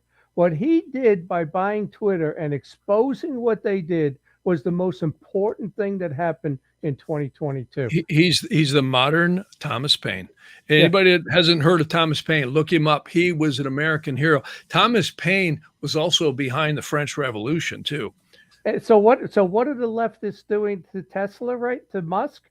They're collapsing the price of Tesla. Do you course. think that that's a coincidence that Nope. that stock has dropped in half, 12% today, because he's used that money to expose Twitter? That's exactly what they're doing. You bet. And I can tell you, I think he's backed by some very interesting people. There are a few people left who love their children too, and realize that if this doesn't get stopped, we're going to end up in full-fledged digital communism. And that's And where we're going. those are the same people and groups that I think backed Trump 6 years ago or 7 years ago, whatever it was, in 2015. And they've seen Trump's gotten into trouble. They're moving on to Musk, and they'll find another one and another one. Hopefully it's not Kanye West, even though he's helping also. Yeah. Well, I could tell you this, next year in 2024, since it's already 23, we have an even worse one coming. This is the primary directed Saturn, the planet of karma, conjuncting the planet of war, right there in the fall of 2024, months before the next dystopocratic whitewashing deal called an election. So it's really kind of creepy what's going on. I hope I'm wrong about this, but I have never, ever, you can't get these aspects twice. A conjunction happens once every 360 years. The United States is 246 years old. So when you look at the confluence of all the astrology in Vedic astrology, and this is more Egyptian orientated or Chaldean and Greek, it's very ancient. Nobody really knows. I don't even think it's fair to call it any of those. It's just ancient antiquity of knowledge to astrology. This stuff was, you find it in Egypt, you find it in Chaldea, Mesopotamia, Greece, all the way up to the medieval times. They knew about this stuff. They knew that the heavens, Galileo and Benjamin, for all these people were totally into astrology. They were called astronomers. Today it's, love, light, and clueless. Hey, baby, what's your sun sign? And this old stuff is not woo-woo channeling. It is mathematics and geometry. And it's very specific. It's actually a geometric science of the heavens to events on earth. The Romans used to do a ritual before they sacked a city to chase the angel of the city away so they could sack it easier. So this is knowledge that's been around a long, long time, and it's still around in the occult secret societies. Why do you think we hear about the child trafficking and all this stuff that's going on and the sacrifices? And a lot of people, well, that's conspiracy theory. I wish it were, but it's that goes actually on. That stuff goes not. on. It's actually not. Yep. And there's some very demonic forces working in and around and through these people, and they hate the human race. They hate it. That Lenin had a thing on I think a plaque on his wall that said, "We don't care if we kill 3/4 of the human race, as long as the final quarter left becomes communist." And that's how these people think. Yep. And we're heading in that direction. Wow. You bet we are. And I'm telling you, they would love to kill off 3/4 of the human race. And they tried it with COVID and all the stuff that's going on. There was an attorney just speaking about why a lot of the flights are grounded. And that's because they're now finding pilots are passing out from their boosters and everything else that they've had. Yep. Yeah. How about that? Well, I remember a few years ago there was a show on Discovery Science or something about the planet. Well, after humans, the Earth after humans, if you remember that. And they were so proud to talk about how if all the humans died, how the planet would recover and the air would be cleaner and all of this. Well, for who? We won't be here. Yeah, right. Well, that gets into the. But they were so proud of it. If we weren't here, like we're the cancer of the planet, human beings. I'm not worried about the planet. I think George had it right. The planet's like a big dog, and we're the fleas. Yeah, and the planet self-corrects. It does. Of course. Yeah. I mean, look at creation. I mean, it's really people, scientists and weathermen don't believe this stuff. How can you pour millions of tons of pollutants into the atmosphere and it's clear? I know. I'll drive from the land of the fruits and nuts here in California, and I'll head east. And you go, where's all this pollution going? The deserts are clear. You know, there is literally angelic forces. They call them the nature spirits that process this stuff. Of course, science will say, well, it's the chemical reaction of molecules and, H2O and this and that and acid rain, which they are right. I'm not demeaning that, but it doesn't fit. Then that would mean if that were all true, why isn't the ground and all the rocks and the cars just rusted into nothing? There's a lot more divinity going on here than they'll ever. If we didn't have all this carbon, the food wouldn't grow as quickly, plants wouldn't grow. You'd have all kinds of famines all over the world without the carbon. And they want to capture the carbon and get rid of it. It's the opposite. They want to bankrupt us. See, Stalin was running out of ammunition and men to go kill all the farmers. So what he did was he said, you know what? This is getting too expensive. Let's just starve them out. If you shut down diesel fuel, trains and trucks, and that's exactly what they're up to. And if they shut it all down and get all the coal plants shut off, we're all going to be screaming, please save us, because we won't have food, we won't have electricity, and the grids will be failing. And if they cause enough terrorists to come in here and knock out our power grids and cause enough chaos, everyone will scream, please save us. Well, they'll institute martial law and put everybody on government stipend. And what do you got? You got a communistic existence. You have communism. And Europe's even closer to it. They don't have the oil and gas for the winter, and they're telling people to cut trees down and because you got to heat your house some way. They're even closer to it than we are. I talk to clients in different parts of the world. I thought our energy prices were high. I'm hearing people telling me 3 to 5 times they're paying more than what we're paying. 3 to 5 times. Yep. Wow. New Zealand, Australia, we've actually got it better here than a lot of places have it. Yeah. And I think we always will until it collapses. They're working on it. They really are. And the dystopiacrats are telling everyone in the District of Criminals, here's all the money you need. You do what we tell you to do, and you're going to have a life of opulence, and you can watch the crowd scream down there. If you don't, we'll kill your family. Yeah. And they're not kidding around. This is a mob that's way beyond, Al Capone and anybody like that. This is some dangerous dudes. I agree. And I think the devil is behind all of it. I think it's a real entity. I think you're right about that. The demons are real, the fallen angels. And people have given their souls to this for fame and power here. And but we're here a short time. Eternity is forever. Yeah. There seems to be. I'm so glad you think the same way I do. It's like because as far as demons and angels, I think all of the unexplained stuff that we talk about on the show, paranormal, UFOs, abductions. I think it's all demonic stuff, and angels and demons. That's what I think it is. A lot of it is. I really believe that. I really, really do. I think there's extraterrestrials too, but I also think there's what gives me comfort about all of this, in my mind at least, is I really believe that if these guys could, they would destroy the human race in a nanosecond. Right. They can't. They're literally. In fact, the ancient rabbinical texts specifically talk about the human soul actually, if it's visited by angels, not through magic. Magic is really dangerous. See, the spirits want us to do magic. Right. And there's a lot of grimoires and secret societies where they summon spirits and they do all this crazy stuff. Very dangerous stuff. Very, very. I always say to folks, don't get involved with that. If you can, by all means, stay away from it. But they literally do this kind of stuff right here. See that, and they do. Now that's an old pictorial of it from Manly P. Hall, but they do this. There's literally texts like the Abratel, the Picatrix.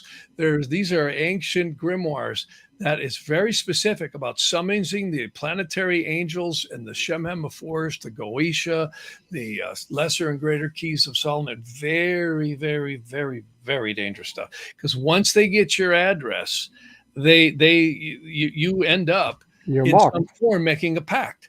You're hooked. You're done.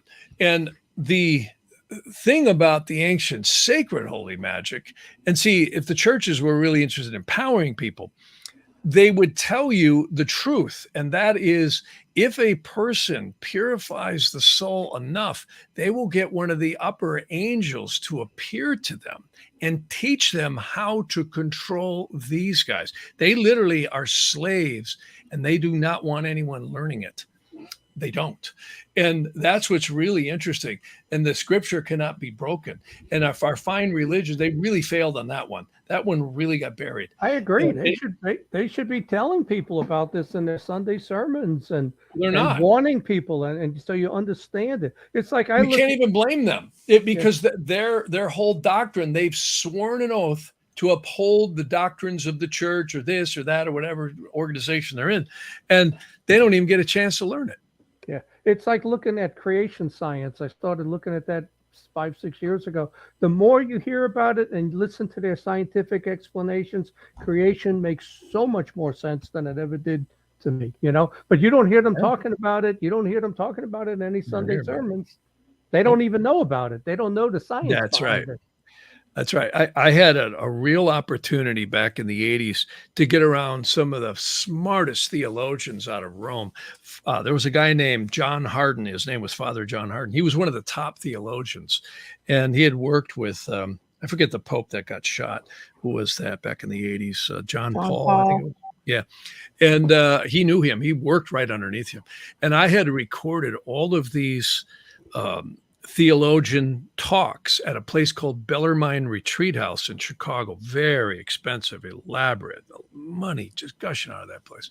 And there's a lot going on there. And I don't want to say too much because I'm on the air, but I can just tell you, I real quickly got to the point where, listen, folks, I'll do my business. I'll give you your product and you move on, because there's some very questionable behavior that I caught. And anyone who thinks that there isn't a little more stuff going on with sex there is got to look at it. And I just don't go there at all. Everywhere. And I can tell you that, I'm not accusing everyone there of it. What I am saying is that I saw enough to really raise an eyebrow in certain circles. I'll just say that.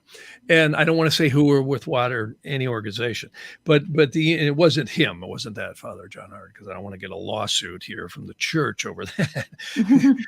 Mr. Harman, you've been sued for. Don't worry, they're not watching. They're not watching this show. Yeah, well, it wasn't that, but I in the circles of that whole genre, I did see things in certain places. I'll just say that I thought were, a little bit like the church has been accused of, pedophilia and stuff like that. And I don't like that stuff. Talk about raising a hair on my back, that'll do it. And again, there's a demonic force. Malachi Martin actually met with M. Scott Peck, and he was the man who wrote the book, The People of the Lie and the Road Less Traveled. He's a psychiatrist. I think he just passed away. It was quite odd. Yeah, it was about 2 years ago. Yeah. Yeah. And Malachi Martin told him, he said, I know you're writing this book, People of the Lie, about evil. And he was telling him all kinds of very, very fascinating stuff about what was going on in these hierarchies. And there's a lot of power and a lot of money. And wherever those two seem to end up, you get some very questionable behavior in humanity. You said the name of that book is People of the Lie? Yeah, People of the Lie by M. Scott Peck. That was quite I've read a couple of his books, People of the Lie. I'll have to get that. It's really, it's an analysis from a psychiatrist on evil. He and another psychiatrist I really love is Dr. Carl Wickland. Dr. Carl Wickland, here, I'll show you. He wrote a book called 30 Years Among the Dead, one of my favorite books. I'll just show you. It's on Amazon, and I call it Amazon. But here, let's see if I can find it this way. 30 Years Among the Dead. Dr. Carl Wickland was the man who, 30 Years Among the Dead. Here it is. This is it right here. And what a book. This is a doctor who graduated from the Chicago School of Medicine in 1916 or 1918. It's in the book. And he did not believe in anything spiritual. In fact, he's the man who popularized shock therapy treatment and lobotomies, all this stuff. He was hardcore science. And all his students said, we see ghosts and stuff around cadavers. And he's like, I don't believe in that stuff. So he graduates in Chicago somewhere in the late teens. And he comes to Los Angeles and becomes the head of the Los Angeles County Mental Institution right when, Will Rogers and Frank Capra and Valentino, that was the birth of Hollywood, the 20s and the late teens. And he was doing shock therapy treatment, all this really pretty noirish type stuff. So he goes to a party and meets a woman, becomes smitten with her, and wants to marry her. Well, once he's married, he finds out she's a psychic channel. So this is like the other side of the world for Mr. Linear here, Mr. Science. And so he undertakes a study to see if she's rational or not, see if she's delusional in her channeling.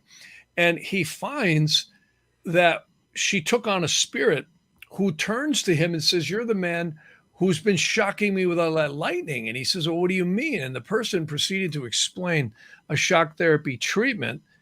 They used to call them wind hand generators that went awry. And he knew, the person in his wife's body knew so much detail. He said, my God, there's no way you could have known that had you not. Hit that read more right there. Hit the read more so I can just a little below, go down, go down, go down, go down. Oh, here, right there, that one. Yeah.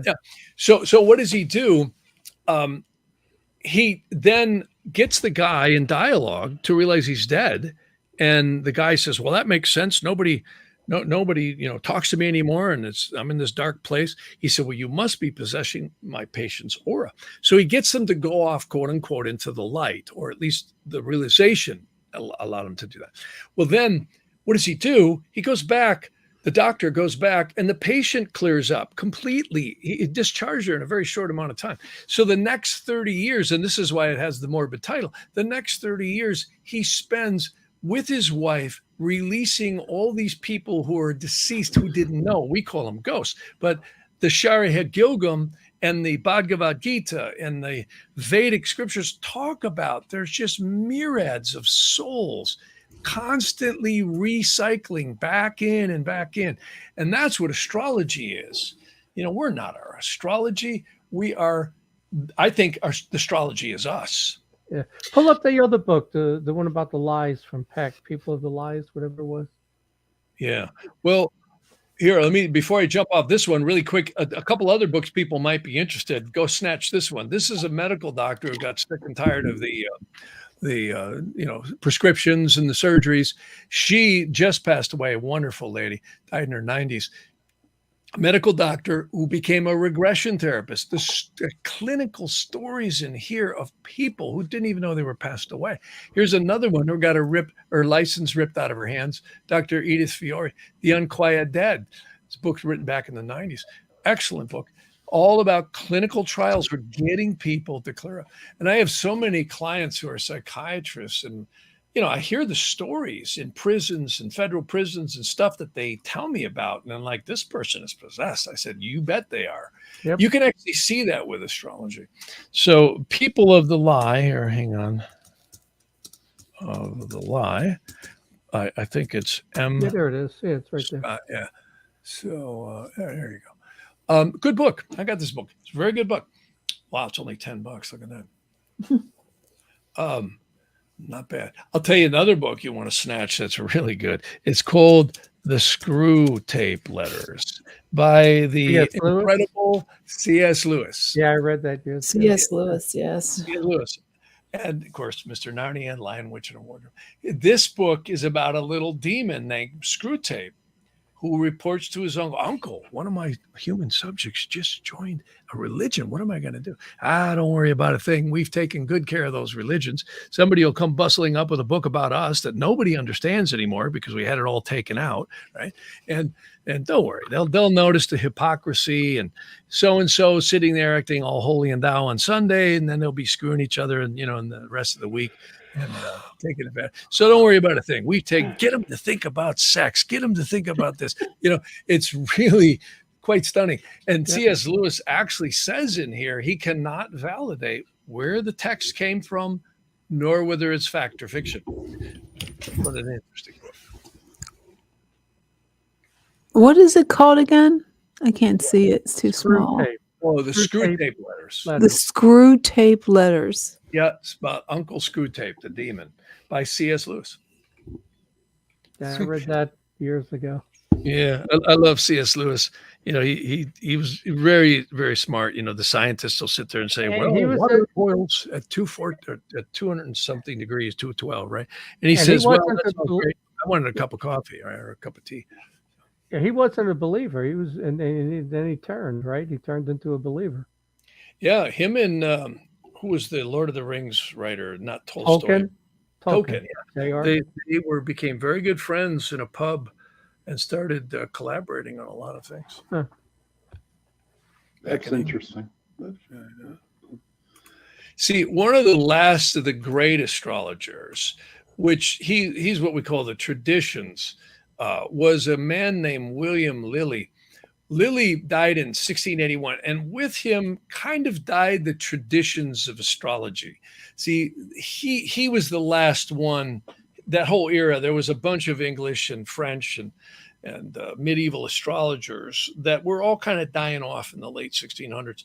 And that was pretty much it. After that, it was, if you don't believe in Jesus, you're going to hell. So, and astrology is the work of the devil. So it's like it all shifted, and the Industrial Revolution came in just a little short of about 90 or 80 years from then.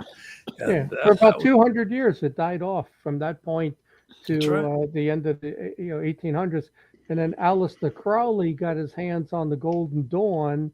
And, and then he started bringing the Enochian in, and Enochian magic and Solomon's the keys and all of that. That's right. That's exactly what it did. And he stole all that stuff from Mathers. Mathers was pretty cool, in my opinion. He might have been. Mathers? Yeah. McGregor McMathers, yeah. Oh, okay. Yeah. He was he and Waite were all the founders of the Golden Dawn. He and Crowley got in a lawsuit over the documents of the Golden Dawn.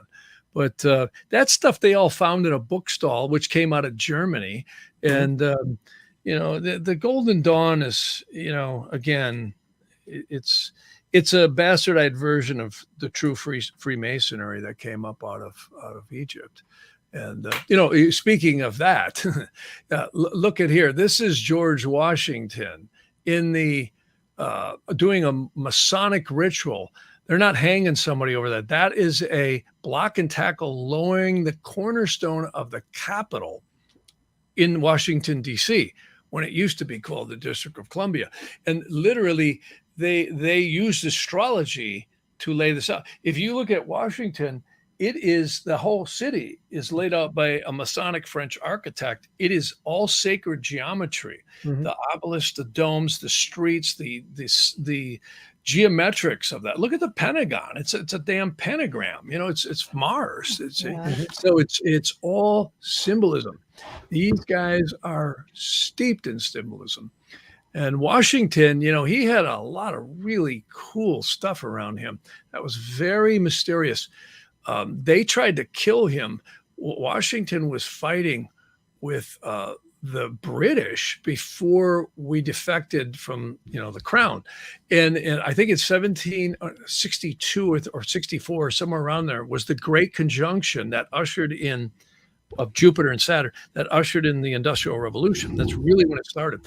And they said every officer fighting with Washington was shot and killed except for one guy. I think his name was Braddock. And Washington had 2 horses shot out from underneath him, and he never had a bullet hole in him. They used to have his coat on display at the Smithsonian, bullet holes in his hat. He never had a bullet hole on him, and they don't know why.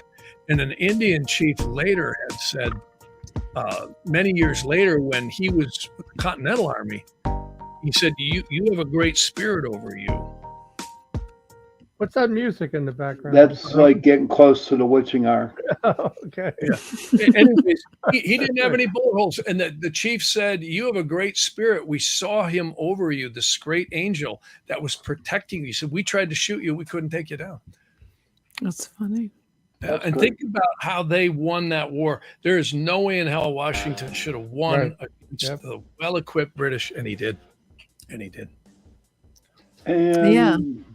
I think we're out of time, huh? Yeah, we're getting close to the time to go. I want to thank you so much for joining us again tonight. It was so yes, Jeff, thank you. informative, Yeah. entertaining.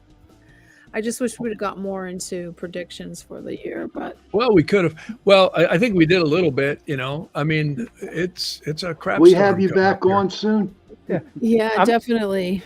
I'm not buying stocks on March 6th. I can Hey, tell you that much. oh yeah, definitely. Well, I don't know if all that January Yeah. 6th stuff. Well, So Jeff, if somebody wants to get I would like to get a reading. So I would Sure. contact you. Is that what I do on your website? yeah, the best thing to do is go to jeffharman.com. It's jeff@jeffharman.com. That's the website. And then you can also, I really encourage people to go to my Instagram and also my YouTube page, Jeff Harman Astrologer. And there's a lot of great YouTube stuff we're putting up there right now. Okay. We're working on a number of shows, which there's where you can see a lot of the predictions. We just did a couple of really good shows about the 2023 predictions. So if you didn't hear it here, you can certainly go there. And if you sign up, you get notices when we put stuff out. Okay. Now I know you're very. You say you have to have your exact time of birth. Now, if you can't find that, where should you go? If you don't have any copies in the house, so I know there's 2 different kinds of birth certificates. There's the short form and the long form. So Try and get it at the courthouse or the the hospital. courthouse will yeah. have the time. Courthouse usually has it, Hall of Records. Yeah. There's a state If you website don't, for that. I can get it. I can rectify it if I'm on the phone with you or the You're Zoom. welcome, Neil. I can usually get close. Okay. Yeah, All but it's right. better if you start with the birth certificate. You can Okay. usually the state has a website that you can request. Yeah, but I don't Because think that's- they have the long form because Oh, okay. I don't think they have your time of birth. I know one thing for sure: you were born at a very young age. Who? There's zero. Okay, I would say you were Nine born at a months very About early that one age. for a while. 9 months. Yeah. All right, Jeff. Thank you. Okay, You are so Jeff. welcome. Thank you so much for joining us tonight. Yes, have a you great bet. New Thank Year. you, and good luck to you all in the new year. Many blessings to us and this country. Oh my God, Absolutely, Yeah. yes. this Absolutely. country is in trouble, I agree. Absolutely, Yeah. it is. and the criminals in the District of Criminals are not doing much about it. Nope, they're not. They're They're not. playing. Okay, well, you have a great We'll see what night. the Supreme Court does. They may surprise us. I hope. That's I all we hope got so. right now is the Supreme Court. All we got. Good night. Okay, good night. Thanks. Well, I think that was a great informative Yeah, that show. was I good. was too busy, Yes. too busy listening to even talk because he did a really good reading for me last year. So I'm hopefully he'll be able to do a good one for me this year. I But hope so too. there's so many things we need to talk about, but we're going to have to figure out our guests for next week, who we're going to have on. But I think hopefully we'll get things panned out. Okay, everybody, thank you so much for joining us at Chasing Prophecy Radio program. You have a happy new year and God bless.